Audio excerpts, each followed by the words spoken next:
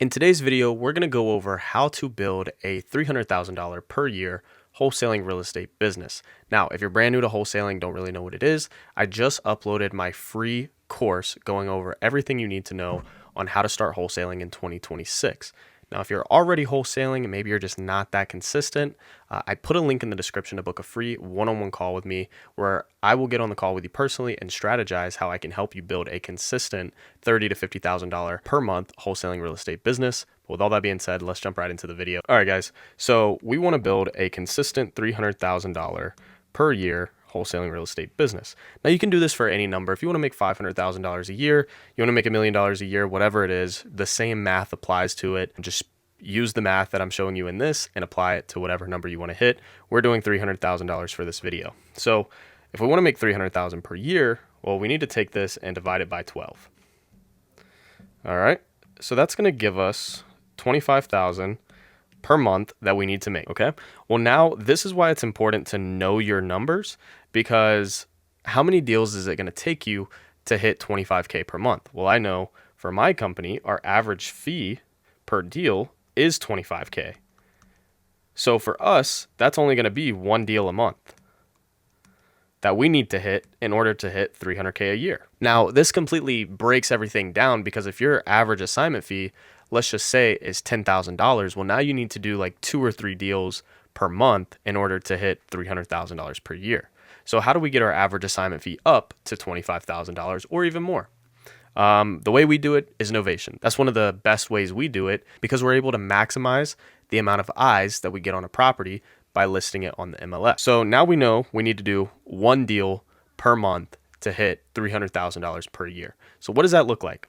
Now, I'm going to give you guys some rough examples here, just so you can understand why it's important to track your numbers and why you should be tracking your numbers in your business, because then you can reverse engineer it and you can take back everything you know that's going on in your business and apply that times 2, times 3, times 4, whatever it is, so that way you can hit whatever goal you want to hit. So these are the biggest things that you need to be tracking in your business. So you want to be tracking how many leads you're getting, how many appointments that you're getting out of your leads, how many offers that you're giving, how many contracts you're getting, and then out of those contracts, how many deals are actually closing.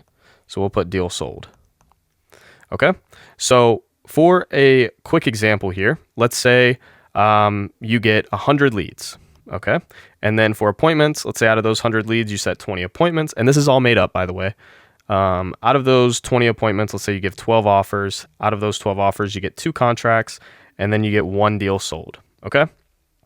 Now, looking at this, we see that for every 100 leads that we get in our business, we will get 20 appointments on average.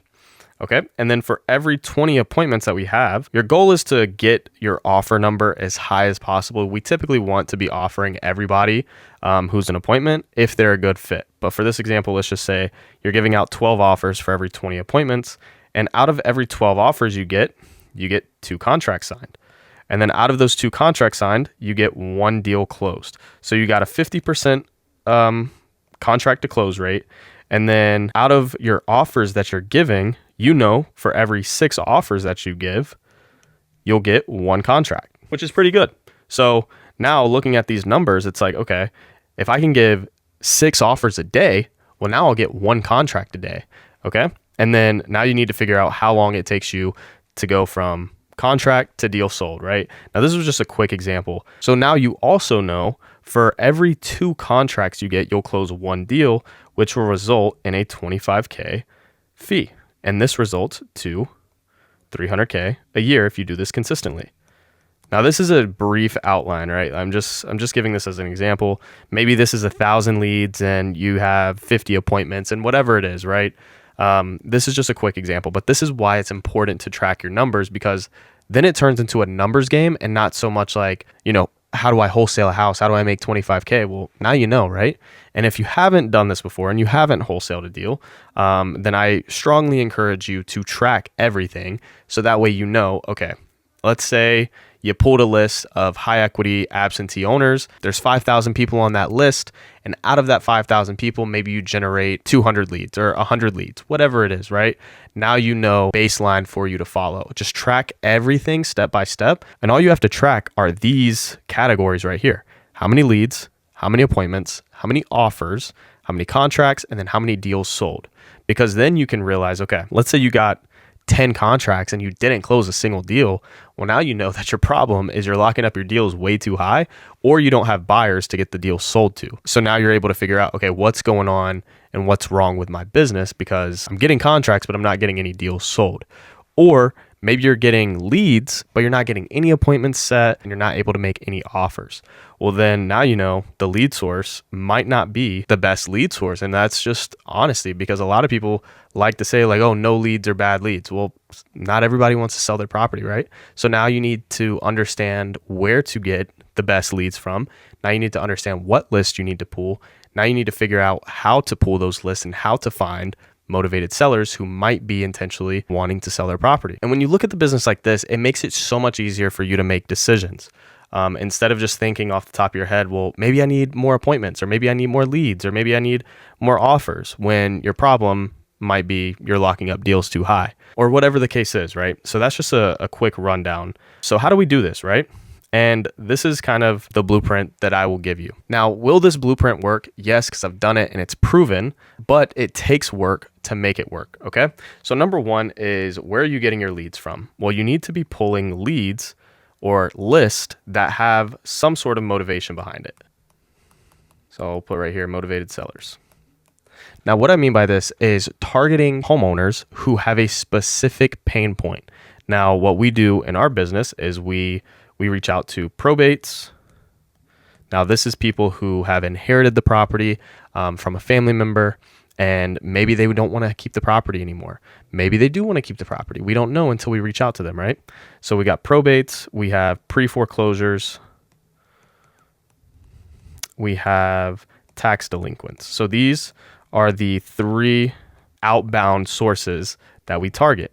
Now, not only that, but we target the same list with inbound. So we're doing outbound on this side with homeowners who might be in this situation.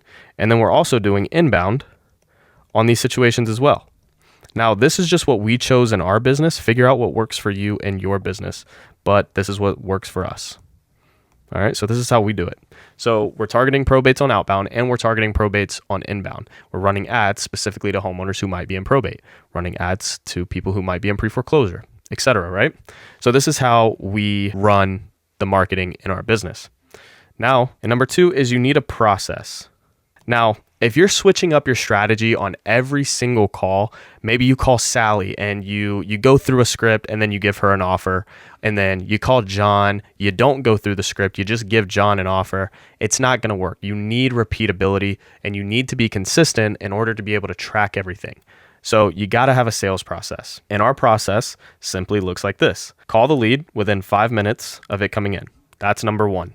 Make sure we call this lead within 5 minutes of it coming in. Doesn't matter if it's outbound, doesn't matter if it's inbound. We call every single lead within 5 minutes of it coming in. We can do it sooner, but if it goes over 5 minutes, it gets flagged. We don't like that. So call the lead within 5 minutes of it coming in. Number two, qualify. So we always want to see if this lead is going to be a good fit for us, because if they're not a good fit, there's no reason for us to give them an offer. Let's just say, for example, hypothetically, the property on Zillow says $200,000 and this homeowner is asking $500,000. That's probably not somebody who we want to deal with. And at the end of the day, we need to educate them and qualify them to filter them out, because we don't want to waste our acquisitions time. Okay. And then number three, we offer them. Okay. So if they are a good fit and they qualify for us to purchase their property or wholesale, whatever you want to call it, then we give them an offer. Okay. Now on this offer, we have a qualification script and we also have an offer call script, and we run every single lead through the same qualifying script and the same offer call script. It makes our process super simple. Every time we plug someone into the business, they know exactly what to do. They read the script. They know exactly what to say. Now, this is just a quick 3-step process that we follow in our business. And this just makes it so much simpler. And then number 3, you're going to need to be able to sell the deals. So you got to have dispo on lock, okay? So there's 2 ways you can go about it. Well, there's more than 2 ways, but our number 1 strategy is the MLS, okay? So we get properties under contract that are off market, and then we list them on the MLS for what they could sell for, or the current market value, so we can maximize the amount of money that we can make on one potential deal. Now, another way you can do it is just traditional assignment.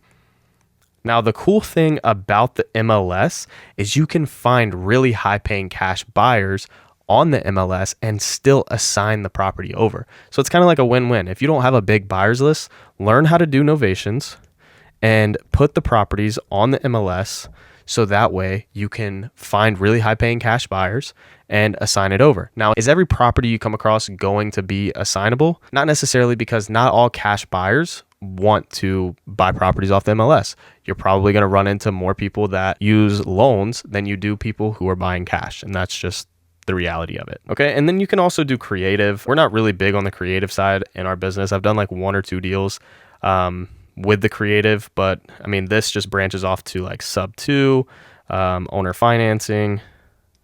And these are really good ways to get deals, but we don't do it that much in our business. But you got to have your dispo process in line too.